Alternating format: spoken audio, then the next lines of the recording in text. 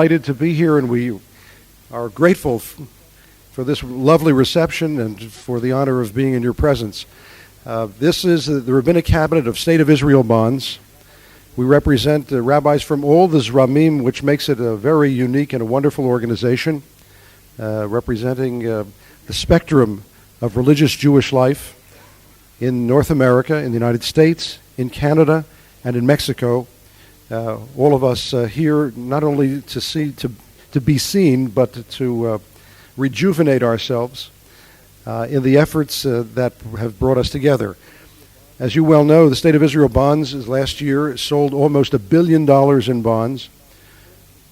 About 30% of those sales came through the synagogue efforts represented by the rabbis here, and many others could not be here, which is quite extraordinary. That which brings us together is Israel, Am Yisrael of Eretz Yisrael, and we are delighted to be in your presence, to hear from you, and we look forward to your greetings. As many as you like.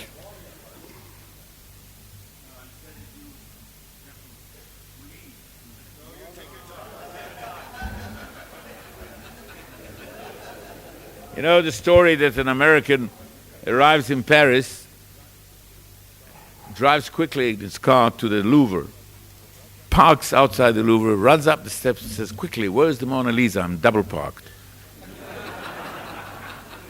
So, welcome. Look, I don't know whether there's anything new one can tell you about state of affairs in Israel, about the future, about the people of Israel. I've just come back from a minute ago. I don't know whether you heard the helicopter landing in the clouds. We managed to get our way in. Thank God we've got the Jordan Valley, because we went from Nahariya, north, east from the Emek to the Jordan Valley and crawled up to Jerusalem, below the clouds. I just visited 4 youngsters who were wounded about 60 hours ago. One is an Israeli, born. One who was killed is Russian, and 3 wounded that I visited are Russians. It doesn't mean that the whole army is Russian. One of the greatest things that happened to us is Russian immigration in the last between 10 to 6 to 7 years. One of them is only 2.5 years in the country, speaking perfect Hebrew already. They all pick up Hebrew very fast. Like the second and third Aliyah from Eastern Europe, they all picked up Hebrew many years ago very, very quickly. The ones who were very slow were the Germans and the Anglo-Saxons. I think we have a good country. We have problems, no doubt. I always say I would like to see more Jews come here, but it's a free world. Immigration continues at about 55,000, 60,000 a year from Eastern Europe, now mainly from former Muslim republics. Our economy is still good, but we're going through a crisis due to world crises, like, for instance, diamond trade. I visited it about a week ago. There's a 30% less sales in the diamond trade because of the crisis in the Far East.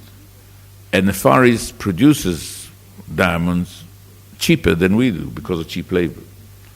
The whole world is intermingled with cheap labor and sophisticated labor, what have you. And of course, terrorism and no peace creates a bad atmosphere for tourism. I don't know what hotels you're staying, but hotels are not full. And it doesn't make me happier, but Egypt is the same thing because of their own terrorism. But we haven't had such a terrible year as 1997 and now 1998, and predictions are not very good. And of course, there are all sorts of affiliating industries and businesses to tourism, as you know, guides and rent a car and gift shops and what have you, restaurants. And this is bad. Most hotels are at 30, 40 capacity guests.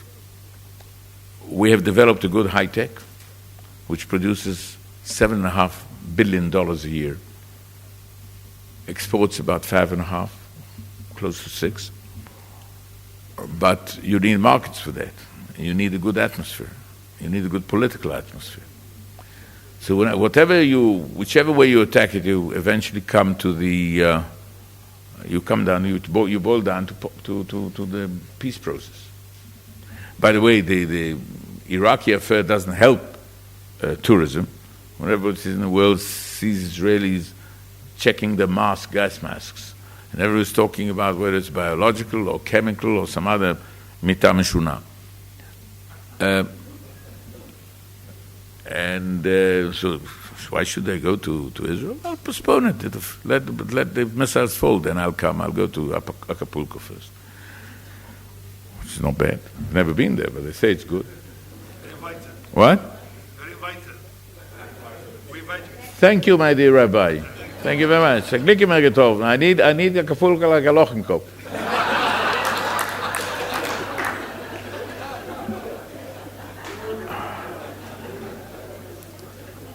So we have still got problems in Lebanon, which will eventually only be solved when we sit down to the table and talk business to the Syrians, because it's a Syrian-controlled country.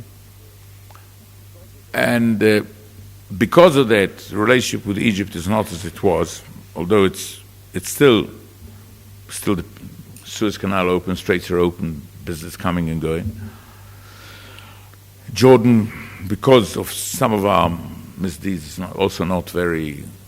The king is not a very happy man. Although I received $1 million from him check yesterday, he appointed me as trustee to decide what to do with it for the 7 families who lost their daughters, and the daughters who were wounded.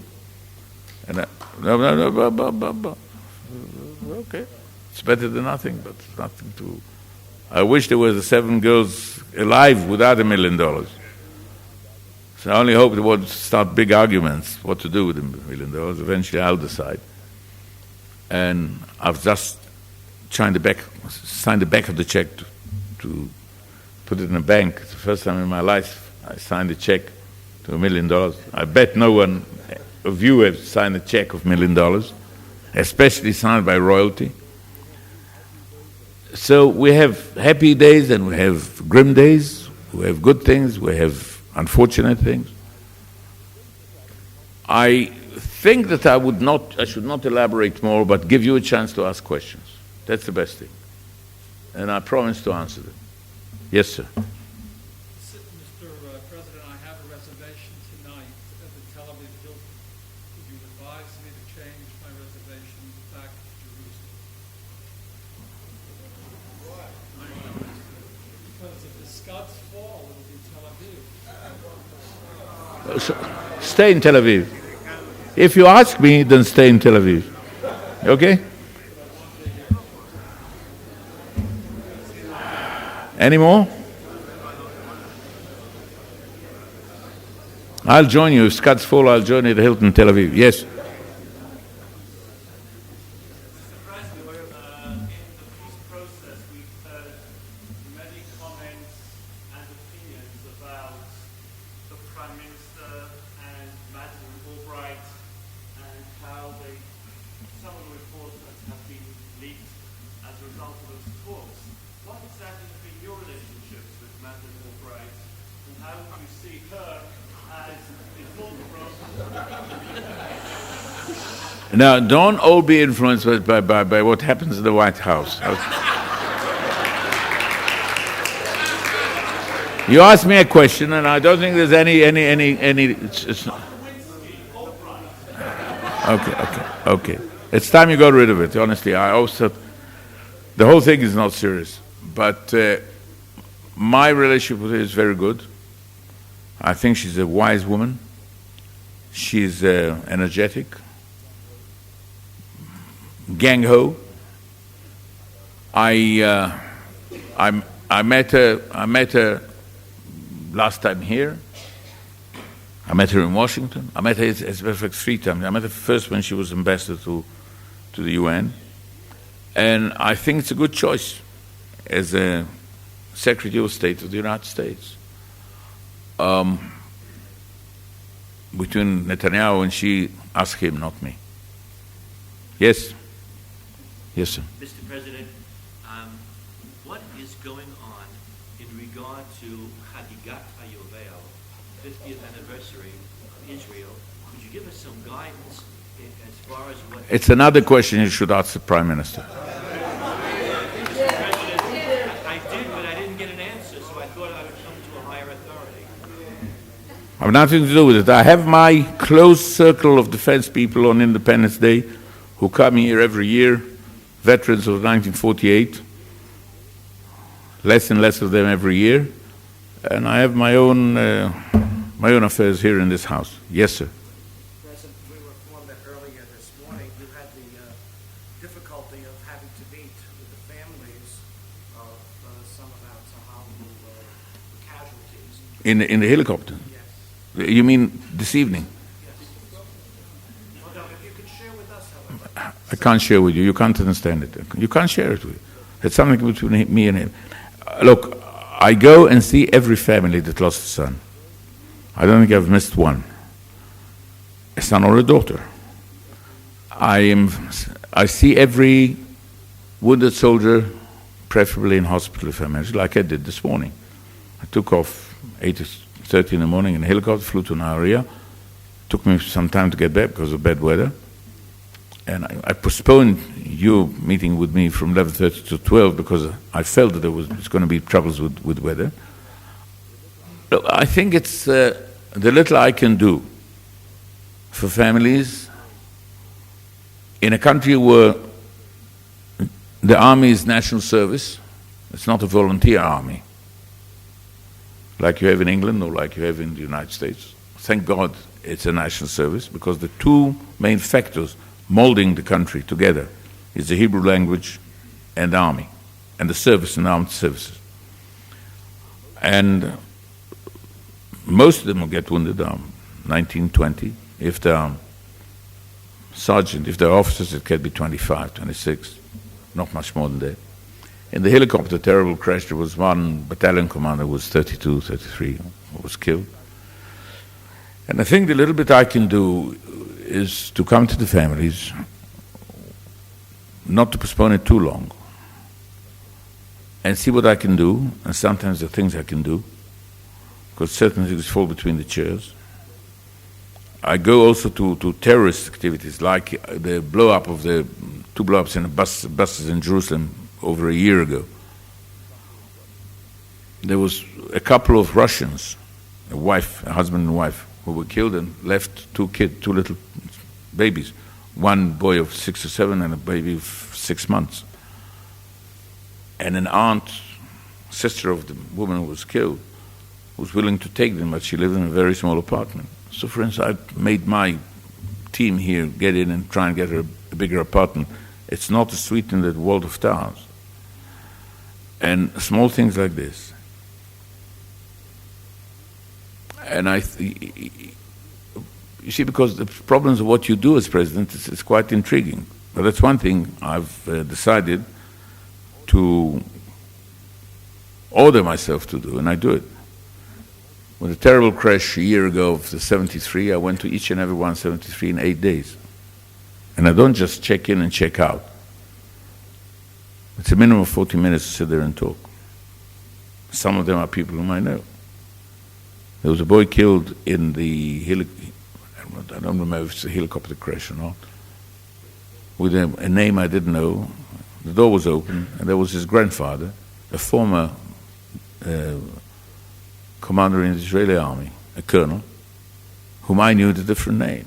And we fell into each other's arms and said, "What are you doing here?" He said, "I'm the grandfather." It's a small country. We also have quite a lot of Druze and Bedouins killed and wounded. When I was, about a month ago, there were 3 boys killed, wounded in the north. They were in Haifa, in a hospital. A Jewish boy, a Druze and a Bedouin. So we have to realize too that we have 1 million Arabs in the country. We have to know how to treat them. When the Druze, who are about 120,000 and the Bedouins are about 200,000, joined the army by their own decision of their own community. Some of them have become senior officers. There are 3 brigadier generals amongst the Druze, with the 4th one coming up on the list. Bedouins are colonels and lieutenant colonels, invalids, wheelchairs, etc. It's not an easy country. So I go and try and see what I can do. And there's a lot to be done. The army does a lot, and Home Office does a lot, but there's a lot to be done. It's very difficult for me to share it with you. Yes? Mr. President, we of course hear all the difficulties and frustrations between the Israelis and Palestinians. Are there any areas that could offer encouragement? Are there any positive developments that you could point to that might encourage us during the future? Look, we signed 2 treaties. One is known as the Camp David Accords, which followed with the Egyptian peace treaty. And the peace treaty with Egypt was not a bilateral agreement. It was an agreement subject to solving the Palestinian problem. And I was there. Sadat would never have signed a peace treaty with us without the signature of Mr. Begin, may his soul rest in peace. Both they may the souls rest in peace. They signed on a document that, amongst other things, is a paragraph on the legitimate right of the Palestinian people. All of us want an Israel that we should have probably taken in 1948. But in 1948 we were stopped because we were out of breath. You know how many Israelis were killed in the War of Independence? 6,000. What percentage of the population? 1% of the population. What's the population in the United States today? 250 million. It's 2.5 million in 18 months. Not the first, not the second World War brought such a wallop, such a calamity to the United States Army. And I don't want I've decided to be a good boy today. But world Jewry didn't stand up and come and fight for us. There were 11 million Americans in uniform in the Second World War. How many Jews out there? I don't know, but I bet 250,000, if not more, in fighting units. We didn't see many of them. We saw a few in the Air Force. Thank God for that, because without some of the volunteers and some of the Goyim, we wouldn't have been able to operate the fighters and the bombers that we had, because between flying a light aeroplane and then an advanced fighter like a Spitfire or a P-51 or a P-47, we had P-51s and Spitfire, it's a different game. But there wasn't, after the Holocaust, and 3 years after the Holocaust, there wasn't a stream of volunteers. If we had 10,000 more, the whole map would have been different. But that's crying over spilt whiskey. And the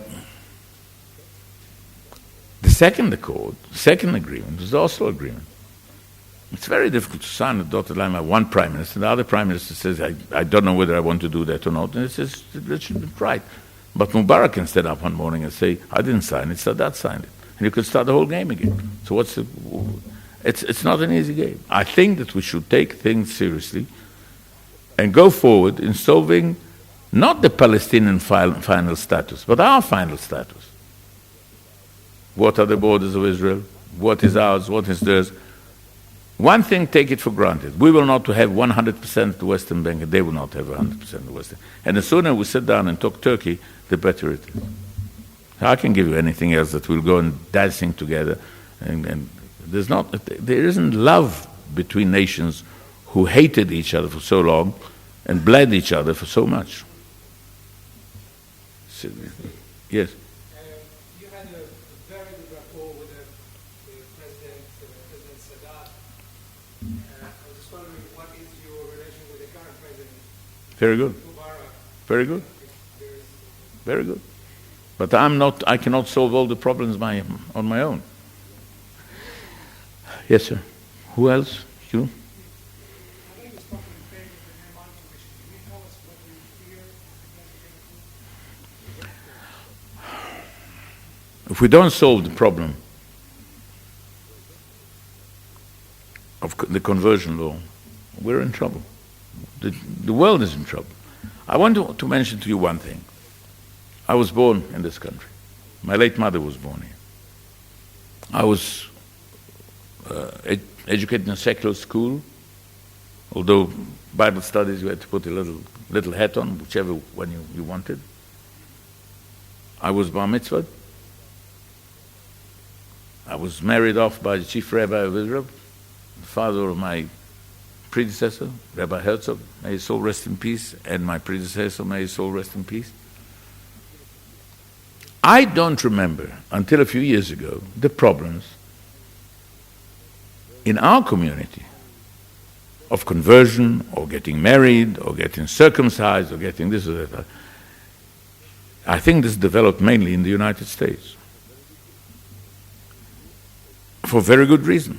Because you are facing assimilation and intermarriages, which we don't have. We hardly have any marriages between Arabs and Jews. Hardly. And therefore it was your problem who started, and therefore naturally some other systems came about, and now we have to solve the problem. We had no problems until, I would say, 30 years ago, 40 years ago. Now, of course, some Israelis like the ideas. So unless we sit down and come to a decision, which I think that Minister Naaman, who is a very clever fellow, very clever man, if we don't come up with this solution, we're in trouble. And therefore, I said I'm all for it. Yes, sir. Since you have been active in the state of Israel since the very beginning, how would you assess the current generation? Is it patriotic? Is it Okay. My dear sir, every old generation would like to see the younger generation not as good as they were. And I've got news for you. I've just come back from hospital. One is wounded that he won't be able to get out so fast, but two of them, and two Russians, not a new generation, they were not brought up on Herzl's doctrines, and not Bialik, and not Chaim Weizmann, and not Ben-Gurion. And I asked them the inevitable question asked, they're fighting units. Doctor says about in a month's time, 6 weeks' time, you'll be fit. What are you going to do? Back to the unit. And it's not back to Tel Aviv, it's back to Lebanon. You cannot judge everything through an armed forces, but it's a good criterion. We have no problems in volunteers for crack units. Army, Navy, Air Force. Courses for flying school are full up. In my old days, when I had the great pleasure and honor of being Air Force commander, used to drag my feet to schools, to kibbutzim, to moshavim, to persuade the youngsters to join the Air Force. They thought it was a cushy job. And we had problems with having pilots. At one time, getting aeroplanes was not as a big problem as to get enough pilots trained here. We used to train 30 pilots a year. We used to get sometimes 60 planes a year, new ones. You see, all the infantry brigades that we have, and these boys that I saw this morning from one of our crack brigades called Givati. We have now about 180,000 students, the student body, in 7 universities. Pre-statehood, we had 3. We had the Hebrew University, the Technion in Haifa, and the Weizmann Institute. Now we have Beersheba, we have Tel Aviv University, we have Bar Ilan, and Haifa. And a few colleges too. Bill Gates thinks that we have the best high tech in the world. I think he's exaggerating a bit, but it's nice to hear from a man who knows his business. You can't expect a generation who were not born into the revolution. I'm a generation of the revolution. We asked the British to leave, and they left. We stood up, the whole Arab world came down on us. We stood on alone. Some of our best friends were killed in 48, some in 67, some in 56, some in 73. Invariably, when I'm told by someone, I remember you from the war, I have to ask him which one. And if after all that, We have 4.7 million Jews, with an increase of immigration, and an army that operates top equipment of the world. An F-15 and an F-16 are the top flying equipment. We have our own designed missile boat, which is a floating electronics. We have our own designed tank, all operated by our own people. We don't need any more overseas volunteers like we wanted in 48 and didn't get enough. Of course, there are a few who fall by the wayside. And Los Angeles is too many Israelis there. Some of them are coming back, some of them, good luck to you. You want to stay there, stay there. I predict that within 25 to 30 years, we shall be 6 million and the United States will be 4.5. Because you lose in your assimilation and we increase naturally and because of immigration. I'm not worried about the young generation. You have to keep it up. It's like a good garden. You have to water it. You have to irrigate it. But I'm not that worried. Believe you me, in my generation, there are a few bums. Whew. Some of them are still in New York. Yes. Mr. President, if you had the power to wave a magic wand and change the political system in this I have what? if you had If I had. to wave a magic wand and completely change the political system in Israel for the betterment of this country, what would you do? First of all, I don't think the political system that we had was so terrible. You know, it's like someone who loses a tennis game and he says the court is bad or the racket is out. We created great things with the system that we had. Then some professors, some people said we have to change it. So we have direct election of prime ministers with no checks and balances like you have. It's not a president like the president of the United States. So the least I could do is go back to the old system, in the election system. But I'm not voicing opinions about it anymore. I said my opinion before that. And some people who were all for the changing the system that we had are crying their heads off now to go back to the old system. I don't think it's the system that creates trouble in the country. Look at the United States. You have ostensibly the best system in the world, and you have trouble. You have budget troubles, and you have all sorts of things. I'm not talking about home affairs. No, honestly. But is it the best system? I don't know. I'll tell you two stories. Your system is representation of constituencies. So is England. I always got examples from the aviation world. My first encounter with a question mark was when the question of continuing production of the Concorde in England came on, and one of the bigger, I think even Aviation Week, even the American paper, which I read religiously every week, came up with an article that the chances are that the Concorde will carry on because the air minister comes to the constituency where the thing is being built. Now I ask you, was he going to vote for something good for the country or good for the county? I was asked several times why I don't run to mayorship of Tel Aviv or Jerusalem. I said I'd like to deal with national garbage rather with municipal garbage. Now the second encounter I had is when we decided we want to get some Phantoms, and the U.S. government was not so happy about that. I'm talking about 1965, 66. And I was sent to the States to see what I could do, and I was told, try and see Senator Symington. He comes from St. Louis, Missouri. That's where they build the Phantoms. What's the moral of the story? He will have a vested interest for his own local place, for his local elections, to sell more Phantoms. Is it a good system? I have my doubts. Did it make America work for the last 200 plus years? Yes. What is the Churchill said? The democracy is a bad system, but all other systems are worse. I don't think you can find a perfect system if you want really to have a voting of the people. We have basically proportional representation. We have now about 9 parties. And the new system, which thought that it will eliminate the smaller parties, it's more in trouble with the smaller parties than in the past. Because you need coalitions. And this is the highest achievement of democracy, that the mostest are involved in running the country. And the leastest, if we use rotten English, are in the opposition. I don't know, I can't give you the answer more than I did. Yes?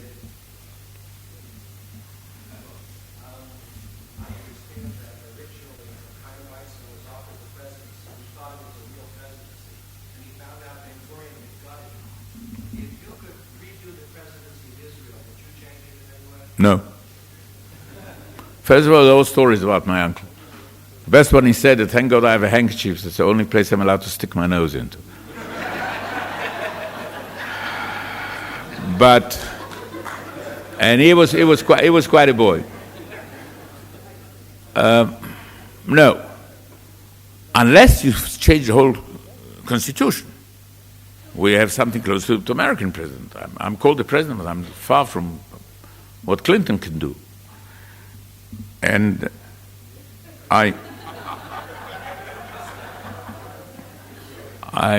he's a good man. I know do this.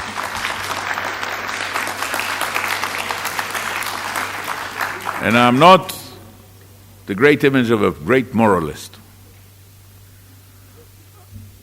Look, the book says, at the head of the state, Berosh HaMedina, there is a president. He is domiciled in Jerusalem. I am here by law, which didn't happen to the first Weizmann. He's buried in his garden in his house in Rehovot, but which he built from his own little money, every cent and dollar. No JNF, no UJA, no bonds, no nothing. In that respect, he was quite a boy too. And I have the authority for pardoning with a certain technique with the Minister of Justice. Practically, I sign on laws. Nobody says what happens if I refuse to sign. And I think that it's not easy, but like you have many people at a job, a lot depends on what you do, not what you're allowed or not allowed to do. And if you work relatively wisely and carefully, you can achieve a lot without having a decision that I am responsible for promotions or generals or not, like American Congresses. And I believe that מי אתם? מה? אוקיי. איפה הייתם עד עכשיו?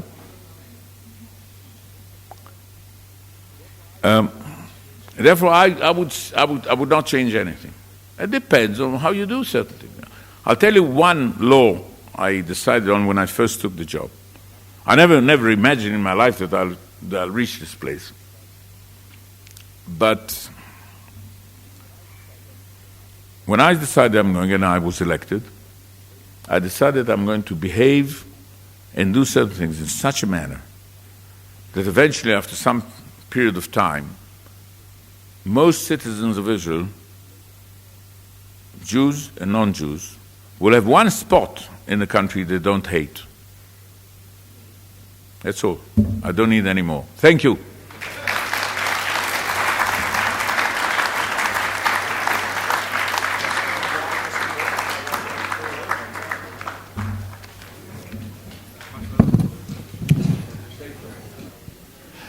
Friends, if we'd be seated just a moment. It's my... Either. It's going to be very short. All right. Mr. President, it's my great privilege to thank you in the name of the State of Israel Bonds Rabbinic Cabinet. And I can only do that through a word of Torah, because I feel that the privilege of being in your presence is really an experience that's very spiritual. We read in this week's Sidra that Jethro goes to visit Moshe. And we're told he went El Hamakom Asher Hu Chonesham Har HaElohim, to that place where Moses was encamped, the mountain of God. במקום שם חונה משה, שם נהיה har ha'Elohim. Wherever Moses camped became har ha'Elohim. Al yado haya hamakom mitkabed umitaleh ad lahashra'at chashchina. Through Moses, the location was honored and exalted and became the reflection of the Shekhinah's presence. Now, I don't think that President Weitzman feels is Moses. No, certainly not. But the challenge that every Jew faces, and particularly rabbis and leaders, is to transform where we are through what we do and how we live. In that way, ha'adam mechabed et mekomo. The individual brings honor to his position in life. Certainly, the presidency of the State of Israel is an honor. But to you, President Weitzman, we say that initially the honor was toward you. Today, you bring honor to the position.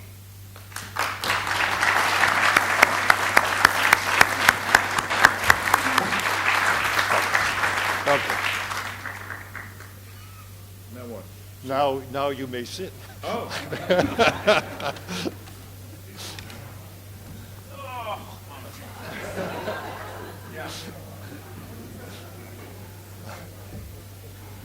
We now invite everyone to return to the buses. Is that our next step?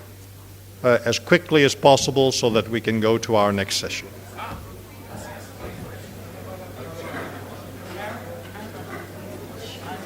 Aaron, Aaron.